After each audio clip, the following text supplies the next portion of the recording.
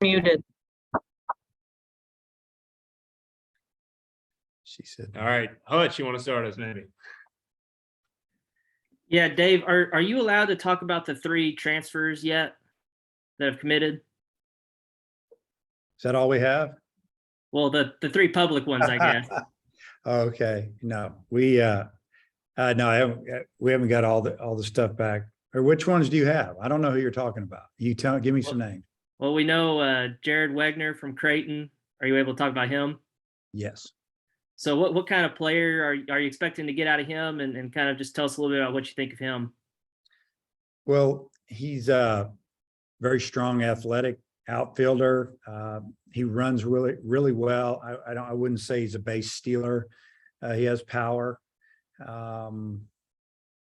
Should be, a seasoned player that's ready to step in and contribute right away. And then another one is Cody Frank. Are you able to talk about him? I don't think so. Okay. And then the other one is Tavian Josenberger. Are you able to talk about him? Not yet. Okay. I guess just kind of what are your thoughts on just what y'all have been able to do out of the portal so far, as you get into the off season? Well, I think we've done a pretty good job. I feel like that, for us, it's about what we think these players, are all about. Really, as a player, and we're trying to get good people that'll fit in with our culture and our locker room. And, in some cases, it's maybe not the big splash, that big name out there, which that's fine if you get those guys. But we're trying to go after the guys that we feel that are going to help our lineup or help our pitchers as far, our pitching as far as depth or a role, whether it's a starter, reliever, closer. But I feel real good where we're at. There's a few more things going on, and it's just the way it is in Division I baseball right now, and especially at the level we play at. You've got to do this if you're going to survive. And the last thing I got before I'll turn it back over is, do you kind of have a set number in mind of guys you want to get out of the portal, or is it just kind of, see who you can get? Well, you don't want to go crazy on it. You don't want to disrupt everything, but at the same time, you're trying to strengthen your roster as best you can. There's I don't know, there's a fine line there, and there's, you got the draft coming up. What a horrible time for the draft. The draft should have been last week.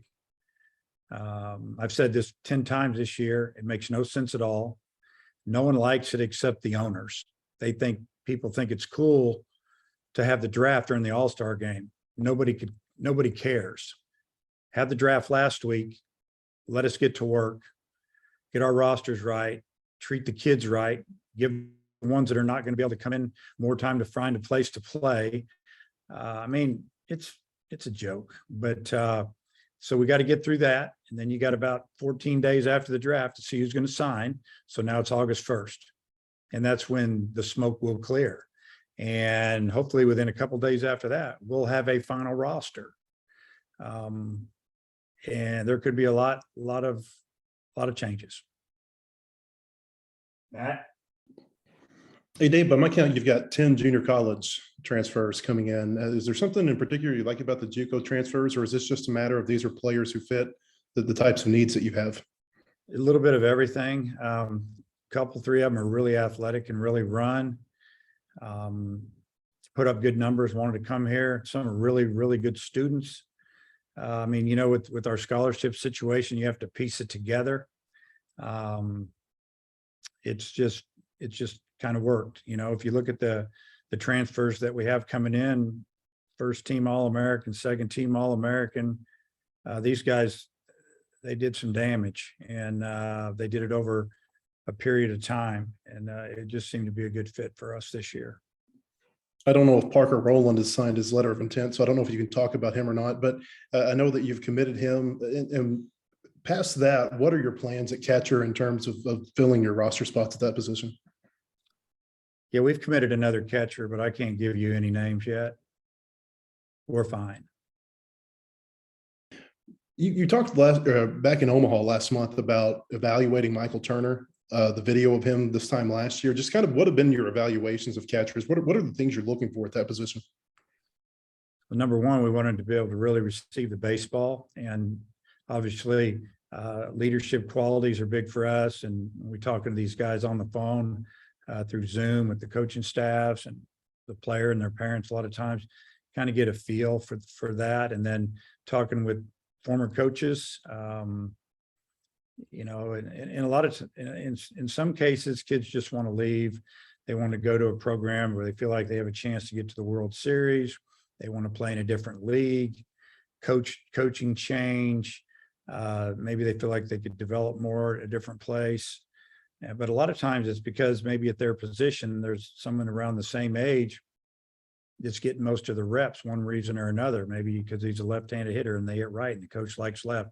You could go on and on. I've heard it all. But we just try to evaluate all the above as far as, you know, can he handle a pitching staff, good catch and throw guy? And then the bat to me is last when it comes to the catcher. Okay, thank you. Bob, Hey, Dave, how you doing? Good. Hey, it seemed like Peyton Stovall, you know, got better at first as the season went on, made some pretty nice picks over there. But I know he's a middle infielder by trade. Where do you envision him playing next season? Well, first off, on his play at first, I thought he did a great job all year. He picked 95% of the balls that hit the dirt. It was pretty amazing. You know, he wasn't the biggest target over there. And I think our guys, you know, they're pretty accurate with their arms, but if they missed, a lot of times it was low because I think they felt like he would pick it and save them, and he did. And but I see him playing second base for us next year. He's playing second in the Cape, played shortstop his senior year in high school, played second base as a freshman, sophomore, and a junior in high school, and started there most of the time. So he got his reps in at second with us, and then we'll really get after it when he gets back. And then Kendall Diggs, do you see him maybe being a first baseman or DH? What do you envision for him? I think Kendall's going to fight to get in the lineup, whether it's at first base, third base, or corner outfield. I think maybe his future, and I talked with him about it when he left to work in the outfield as well. I think that some of the, you know, for his future, the pro people feel like that he has good speed. He actually has a good arm. He's going to be a big kid, and that might be a spot going forward as far as professionally. It might be as a corner outfielder. I know Brady and Hagan had a chance to pitch in the Cape Cod League, but they're going to rest. Did you just feel like they pitched enough innings as freshmen, or what went into that decision? Yeah, well, basically, there's a lot that went into that. You know, really, in Brady's, you know, with Tiger, he's just tired, a little sore. He knew that was going to be it for him after he threw, and then Hagan was the same way. He threw the 2 innings on Sunday, and after the game, he called us and just said, "I'm really tired." Velocity was 90-93, which is pretty good.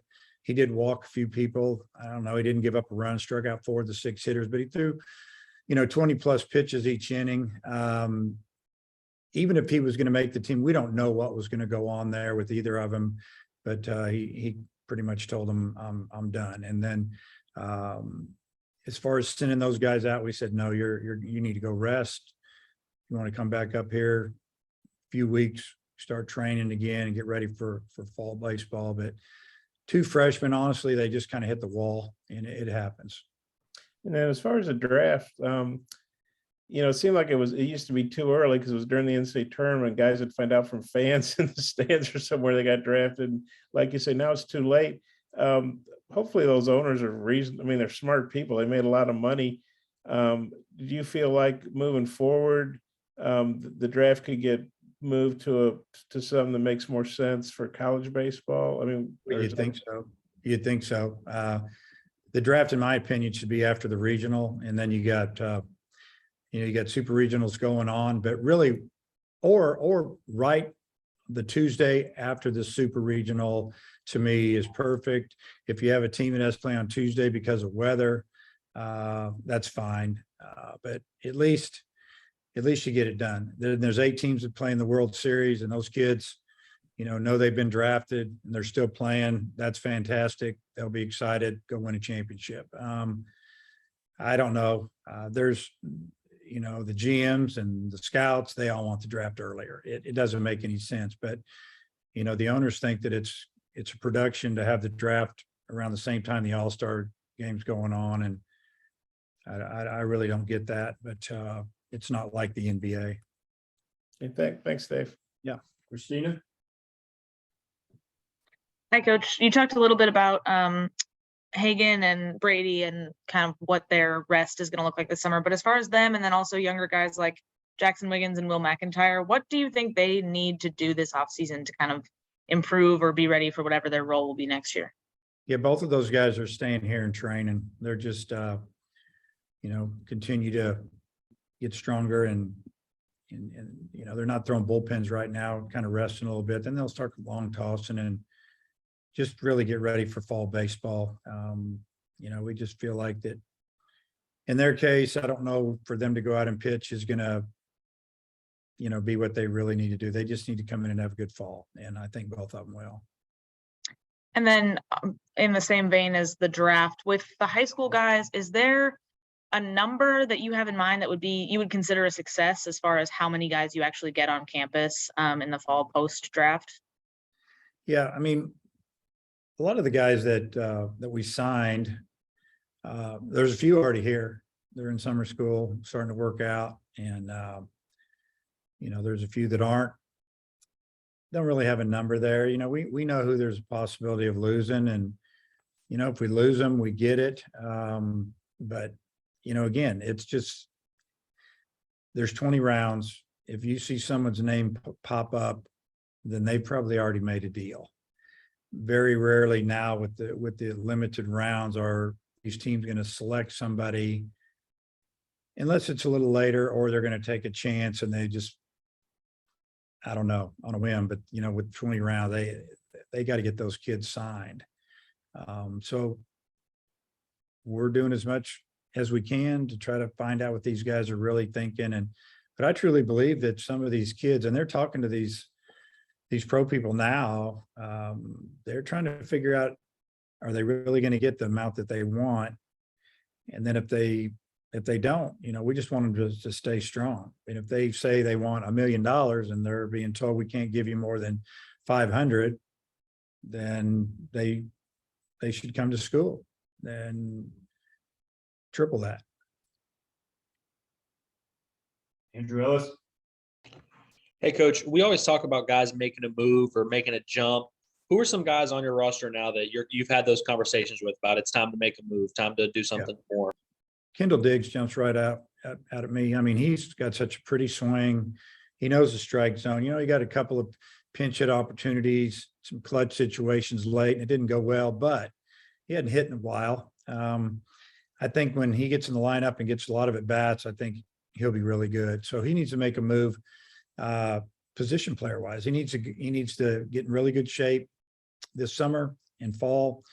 He's got to summer ball and out east a little bit, maybe the Appalachian League, and he needs to get better, and he will. I told Jay Sporfin the same thing, and he sat the last couple of days up in the Cape because he had a little soreness in his knee, but I think he'll be back in the lineup. But this is a guy that we had him penciled in starting last year. It didn't happen. He got hurt, missed a month, came back, did real well, then didn't do well, and then we just kind of went with Gregory at the end because he was getting on base, and that's the way it was. We were winning. So there's probably a couple more in there, but on the pitching side, there's always room for improvement. And I think Austin Ledbetter jumps out at me a little bit. I thought he pitched well. Those last couple outings really good to see. And I know there's more.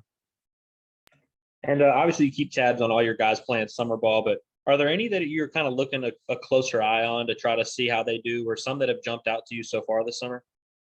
I don't really feel like there's anybody out there that's, if he doesn't do well, we're not going to tell him to come back or suggest they don't come back. I think that kind of takes care of itself throughout what we just saw this season. And then, if it gets crazy here in the next 2 and 3 weeks with, guys not signing, maybe some of our guys coming back that people thought were going to sign, and, maybe some transfers decide to come here, or whatever the case may be, then some conversations will take place. But until that happens, or it's pretty obvious there's not going to be great opportunity, we're not going to do anything yet. Tom, Hey, Dave, I just didn't unmute. Sorry, I was rusty with the Zoom there. So Connor has publicly said that he's considered maybe coming back another year. And I think Robert Moore's left that door open. Could you speak to maybe those two? And is there anyone else who, might surprise and have another year? On Connor, I think that he loves wearing this uniform. I just think that if things aren't just exactly what he wants, that there is an opportunity. Well, obviously, there is a chance he'll come back. And I've met with him about it. We'll see how it goes. I think he might be on vacation right now with his family for a few days, and they're thinking about some things and talking some things over. And, but I don't think Connor is just going to go because somebody says, hey, we're going to give you a little bit of money and go play. It's going to have to be a situation where he feels really good about it. The organization's serious. If not, you could see him back, and obviously we'd love to have him back, but he's got to make that final decision. And then with Robert, I don't think the door's closed, but I do think that he'll be picked pretty good. And if he would have had a little better year offensively, I think it would have been a slam dunk. But he still had a lot of good days. He played incredible defense. I look back, on the stat sheet, it says he made 2 errors.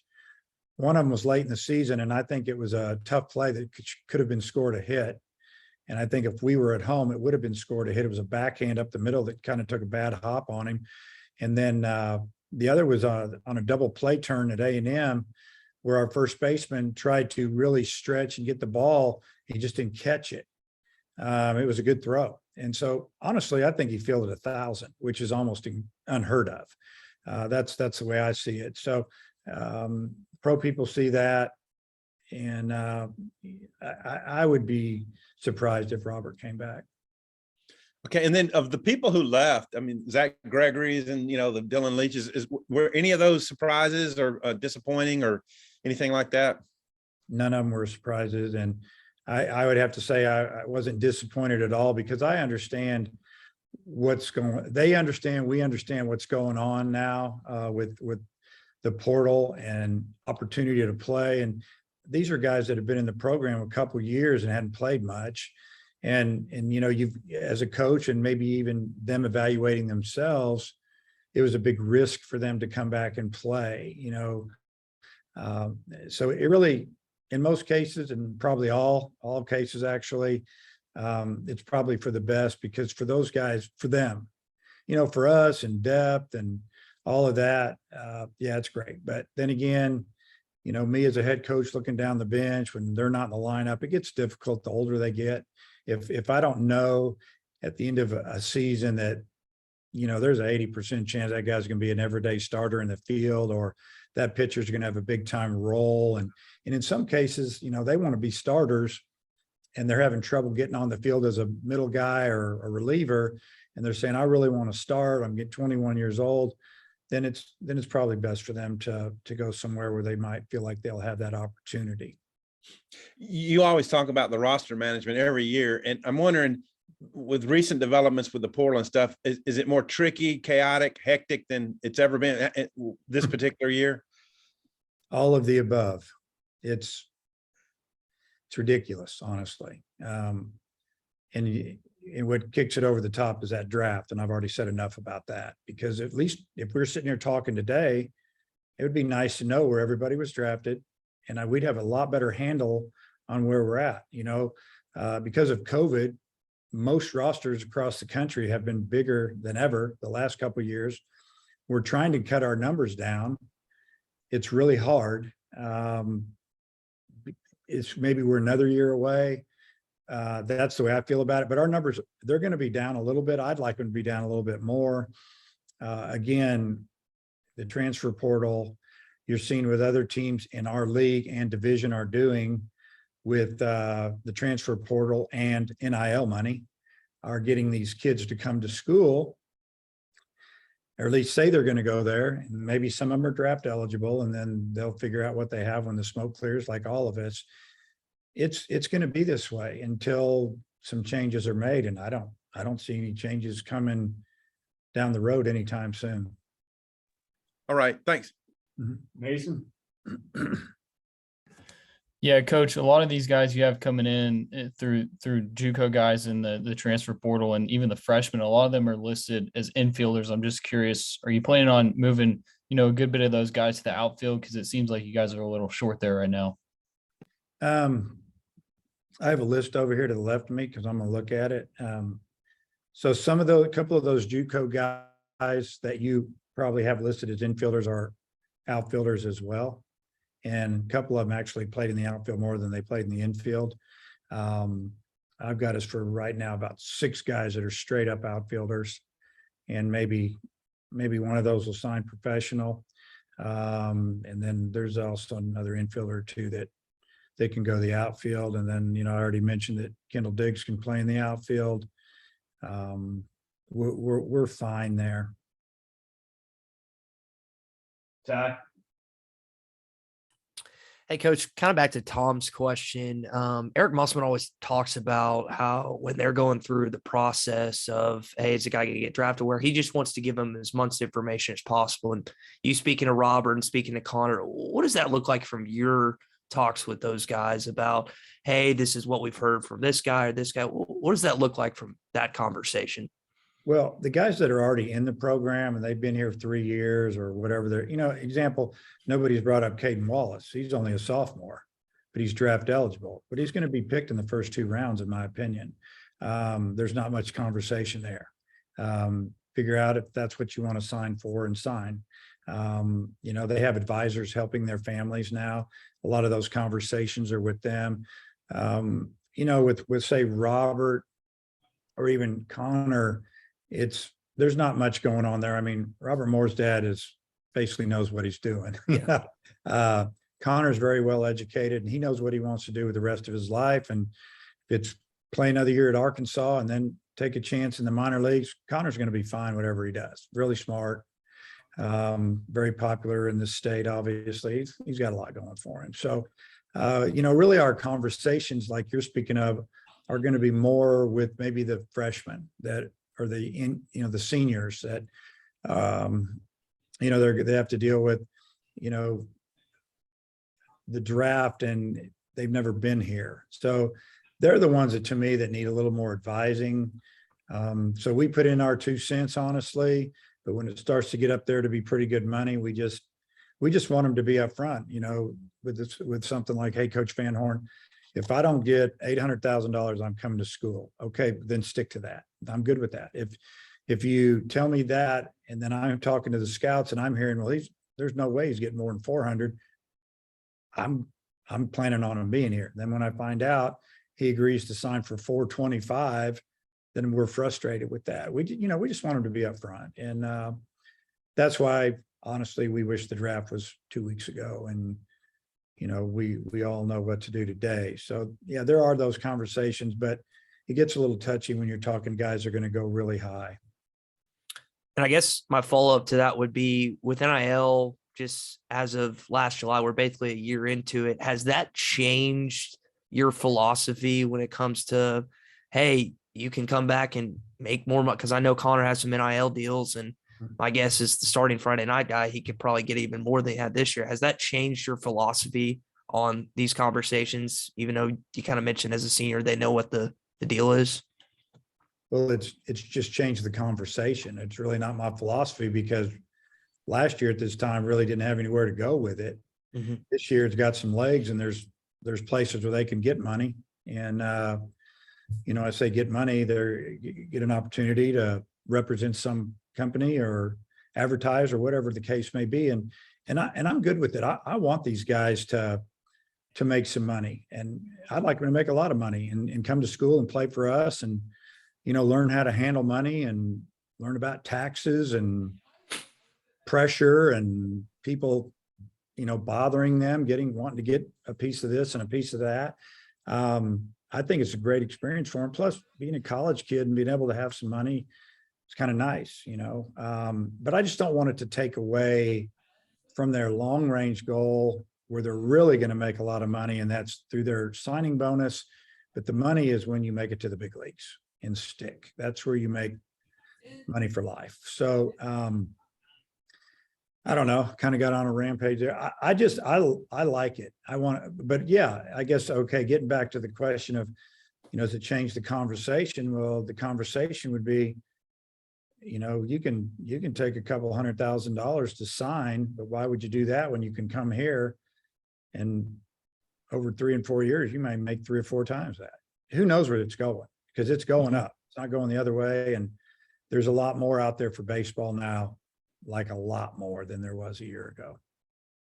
Coach, last question for me, and I'll flip it back to Oliver. Mississippi State wins the national championship 2 years ago. Ole Miss this past year. Is that more difficult to recruit against that, or does that help the overall brand of the SEC West, help your program? I just wondered from your vantage point what that does. I don't think it makes it more difficult. I mean, we're all recruiting the same kids. Besides NLI money, we're pretty much all on the same level. And as far as what we have to offer, we have a great situation here. We have a great fan base. The facilities are incredible. I feel like my coaching staff is as good as any in the country. I could go on and on. In a way, it probably makes it better because, LSU's won a bunch and they're in our division. Our league has won a lot over the years, with South Carolina back in 12 and 13 or 11 and 12, I think it was. And, the SEC is going to be in the middle of it every year. So kids want to play at the highest level, the ones that are confident. We can tell when we recruit, we have some kids that when they leave here after the recruiting visit, we kind of talk amongst ourselves like, I don't know if he thinks he's good enough to play in this league, or did we scare him? Because of the way we like to work and develop guys and what we're looking for in players. We're looking for really good teammates, and we're not going to get them all, but we want to get the right ones, and that's what we're trying to do with this portal. We want to get the right ones, and I think national championships by teams in the SEC it's going to help us all. All right, coming back around, Hutch. Dave, another guy we haven't asked you about is Zack Morris. Kind of what do you think he's done for himself? Is he a guy that you think might get drafted and signed, or could he come back? All of the above. I think he's done a great job. The second half of the season, I thought he was outstanding. We knew what we were getting when we brought him in the game. He was going to throw strikes, keep the ball down, work some quick innings. It wasn't like he was striking everybody out, but they weren't squaring him up either. We turned double plays behind him. He had one rough outing in Omaha, and then, man, did he turn it around, and we gave him the ball because we trusted him in crucial situation, and he got it done. It was really, really good to see. And I loved the comment that Will McIntyre made the other day that his favorite thing that happened all year was when Zack got those hitters out, and that was kind of a teammate thing there, selfless thing. And that's how you win with guys that have that type of attitude, especially, the second half of the season. Draft wise, I think Zack could be drafted. I don't think he's going to sell himself short. I think he'll come back unless he gets pretty good money. We're hoping he comes back.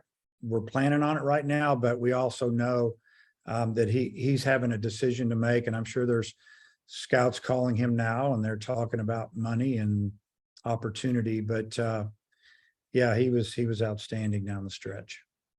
And then also back to the catchers, like Matt was asking earlier, how many catchers would you like to have on your roster for fall ball, and then also for the season?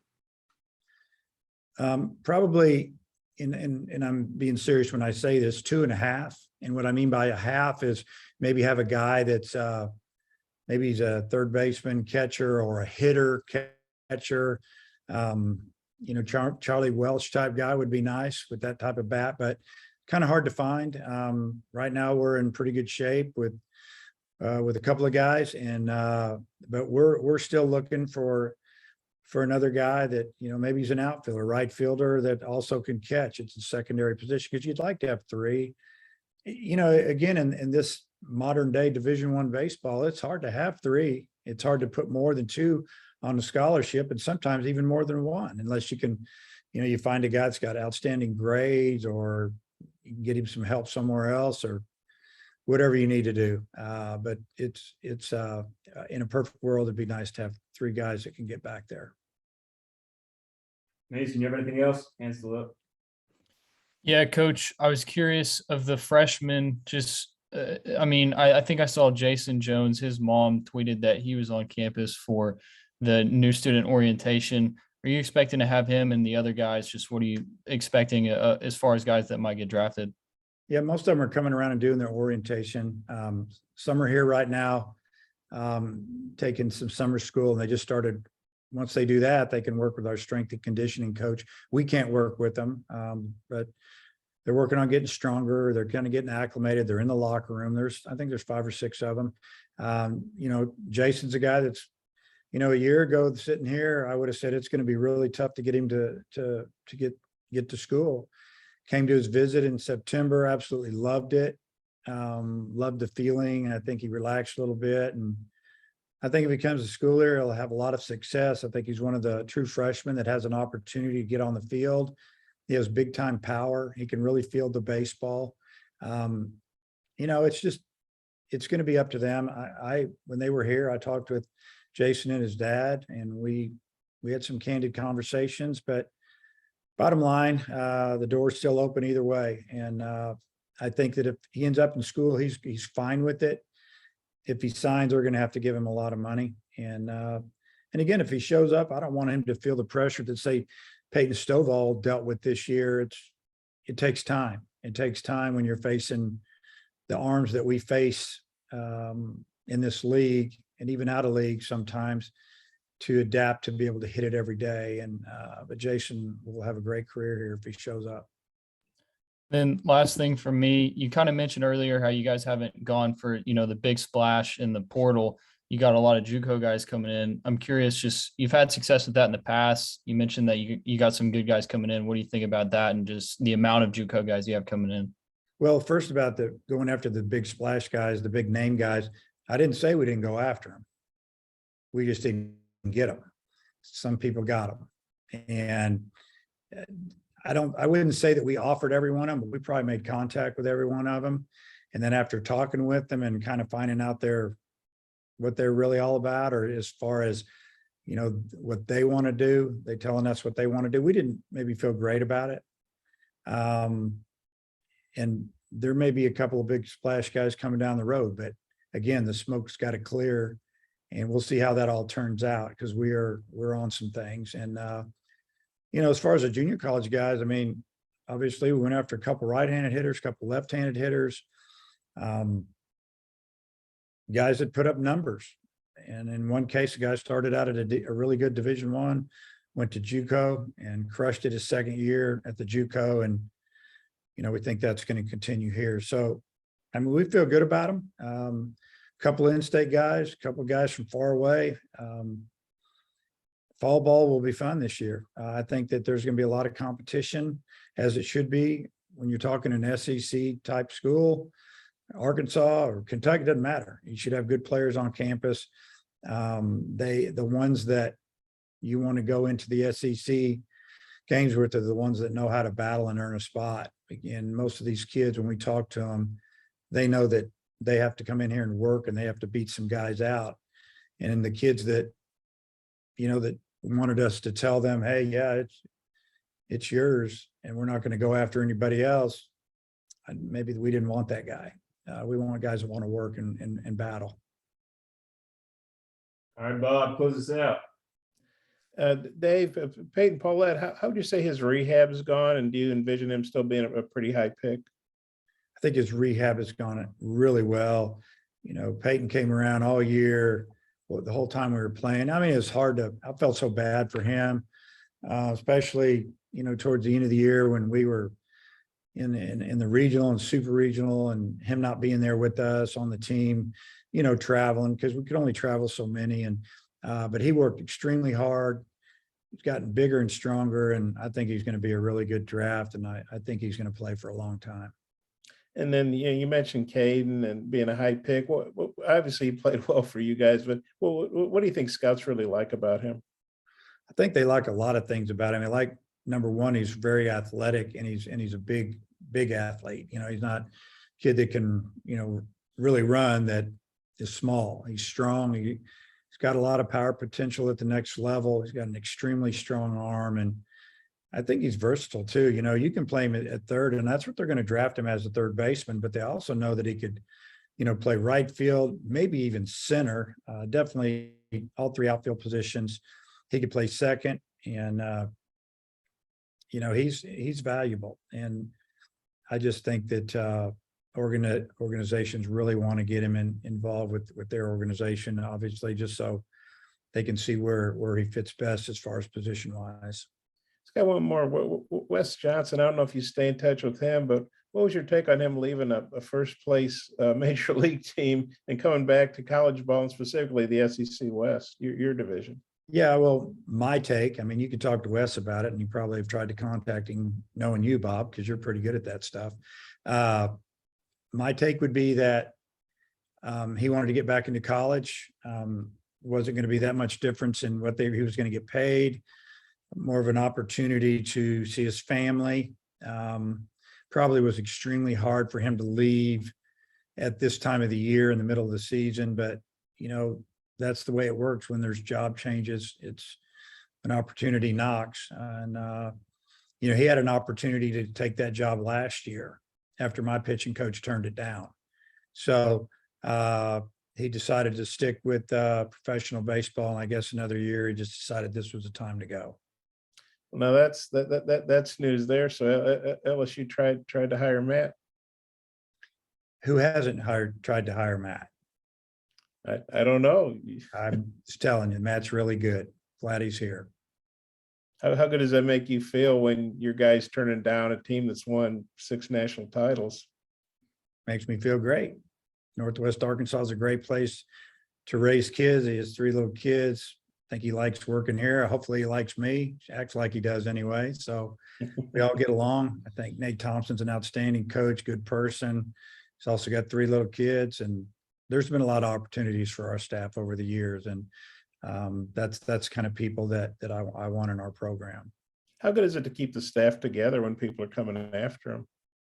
It's great. I think, continuity, the players, man, they want to know who's coaching them, and they would like to know him. And in our case, 3 or 4 years strong. Nate's, I think, 5, and me forever, it seems like, to some people. But it's been great keeping all these coaches here. And I feel like that they won't leave unless they get the right head coaching job. And there's been some opportunities to be head coaches for both of them over the past few years.